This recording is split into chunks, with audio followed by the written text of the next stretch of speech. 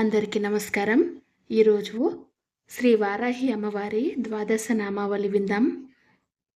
ఓం శ్రీ పంచమ్యై నమః.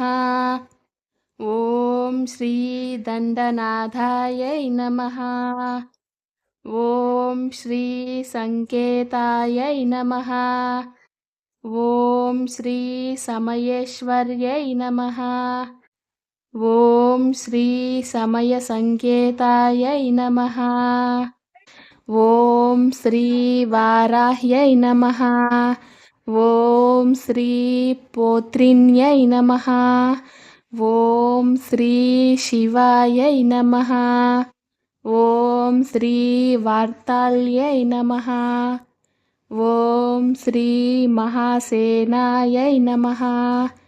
ఓం శ్రీ ఆజ్ఞాచక్రేశ్వర్యై నమః. ఓం శ్రీ అరిఘ్నై నమః.